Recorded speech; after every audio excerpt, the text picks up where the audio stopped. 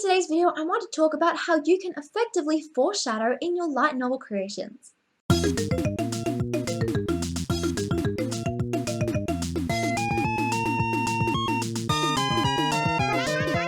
So first of all, before I get fully into this video, let's talk about the different types of foreshadowing that you may have in your light novel. The first type of foreshadowing is direct foreshadowing. This is when you directly tell the audience that a big event is coming up. So an example of this in a light novel is that you may write something like, "I never knew that this would be the day that my life would change forever." You might also show a scene from the end of your book at the start of your book in the prologue, or a bigger event or a secret in your prologue. And this is a good way to foreshadow it really early on, especially if this is going to be a really big event in your story. The second type of foreshadowing I want to talk about in this video is indirect foreshadowing, and this is when the author leaves clues or little hints throughout the story without directly telling the audience that a bigger event is coming up. The third type of foreshadowing I want to talk about is called Chekhov's gun. This is a writing concept that suggests that any details that are revealed in the story will be used in the story in some way eventually. So the reason why it's called Chekhov's gun is that if a gun is shown in a scene, then it would be expected that that gun would be used at some point later on in the story.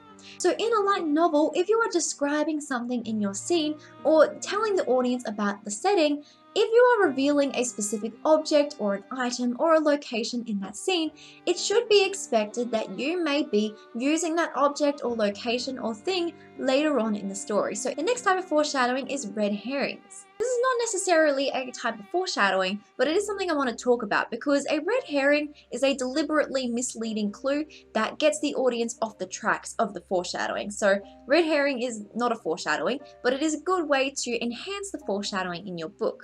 Red herrings are best used with indirect foreshadowing. So indirect foreshadowing means that you might add some clues or hints. So along with the true clues and hints, you can also add a few red herrings, which are false clues or false hints that kind of get your audience off the track to understanding the truth. And so it's a good way to mislead your audience and think something else is the truth when the truth might be something else. And that can really enhance the foreshadowing in your story as well.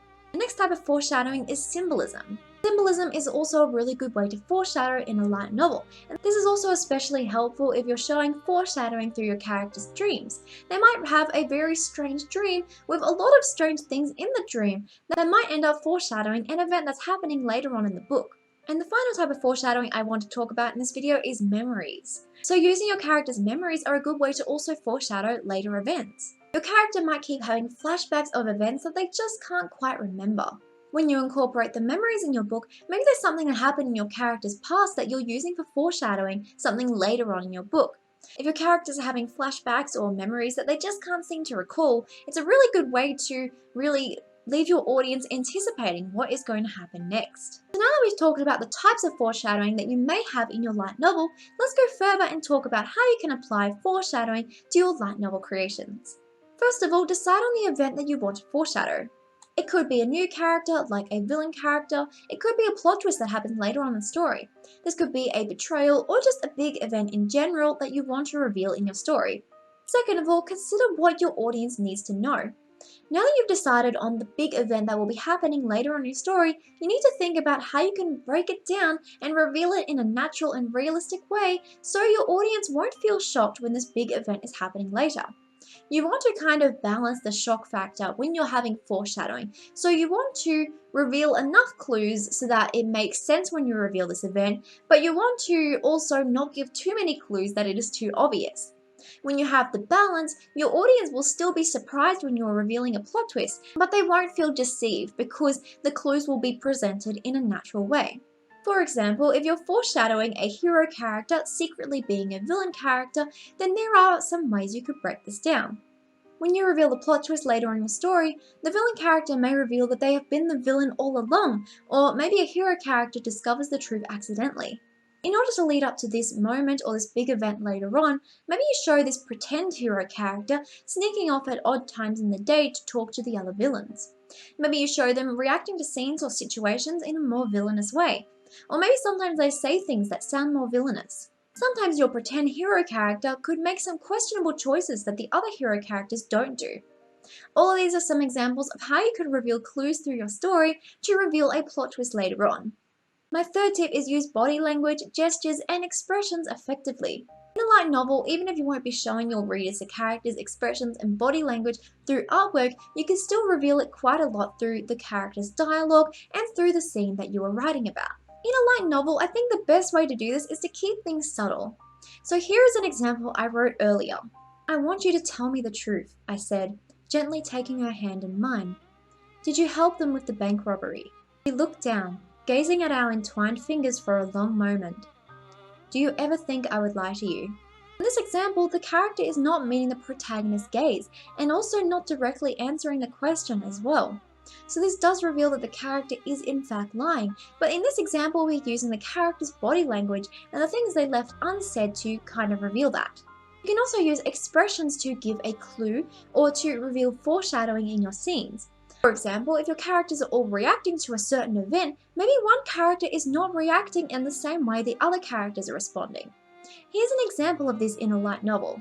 "It was an involuntary action, an action that I thought was ingrained in everyone." As I turned my head, I noticed that Roxanne was also avoiding the scene in front of us. And while everyone else was also looking away, at their feet, at their hands, or just staring off into the distance in horror, Roxanne's eyes were fixed right on me. My fourth tip is use dialogue in foreshadowing. Dialogue is also a great way to foreshadow in a light novel, especially because light novels are so heavily dialogue focused. You'll notice that in most light novels, there will typically be more dialogue than the descriptions, so the dialogue will be a very important thing to focus on when you're wanting to foreshadow in your book. When you're using this method in your light novel, characters may say some strange things or make offhand comments or leave something unsaid. I think leaving things unsaid is one of the best ways to foreshadow because it leaves a lot to your audience's imagination. For example, when a character is being asked something, like in the example I read earlier, your character may be unable to answer, or they may answer in a strange way. From the way a character might answer, it may reveal a certain clue or hint to a scene that you're wanting to reveal later on in your book. An example of an offhand comment or a strange remark is in this light novel example I wrote earlier. "I'm glad you had a first aid kit," I muttered, stretching the gauze over the wound on my knee. "I never expected that you would be the prepared type." "Well," Ned replied, "you never know when someone might attack you." My fifth tip is foreshadowing through artwork. Now this may not apply to every single light novel, so if your light novel doesn't have artwork, that's okay. Not every light novel needs to have artwork in it. However, if you are including some artwork in your light novel, you can also foreshadow or reveal clues through the artwork. For example, you might show a character's expressions or gestures or poses that might reveal a clue to a scene that's happening later on in your book. You can also just reveal atmosphere for your artwork through the types of shading you use or the types of colors that you might use in a moment. Maybe there's a consistent color scheme you use throughout any of the illustrations in your light novel that eventually lead up to a bigger event later on in the book through the foreshadowing. The sixth tip is show reactions and responses. In a light novel, showing the way a character reacts to a scene can really reveal a lot in that moment. This can also be a good way to foreshadow something that you don't want to truly reveal to your audience yet. So maybe in a light novel example, maybe your character opens a box or they walk through a door and you write about how your character is reacting. Maybe they're very shocked and horrified, but you don't actually tell the audience what they're responding to. And this is a good way to make the scene more suspenseful as well, because you're not telling the audience what your character saw, but your character must have seen something that really shocked them. Another example, maybe your characters learn about something, but some of the characters in the scene react in very strange ways, as if they already knew that. So think about how you can effectively show your characters reacting and responding to different situations, and how this can apply to the light novels you're creating. Number 2 is foreshadow through an external force. Using the villain character pretending to be a hero example again, maybe this character who is pretending to be a hero runs into a villain character that they actually already know. Maybe they're friends with this character, or maybe they used to be friends with this character. And this villain character doesn't know that they're pretending to be a hero. So they're going, "Oh, hi, it's good to see you again." And the villain character who's pretending to be a hero is they're thinking to themselves, "How am I supposed to respond to this without giving away my identity to the heroes I'm pretending to be friends with?" So I hope that makes sense, because that sounded kind of complicated. It sounded better in my mind. But when you are revealing something to your audience, think about how you might be able to Reveal something through an external force. This could also be through a book written about your character or written about a situation. This could be through a letter or a message. So basically, think about how you can reveal something through the foreshadowing that is through an external force. It's not through your characters directly, it's from something that is out of their control.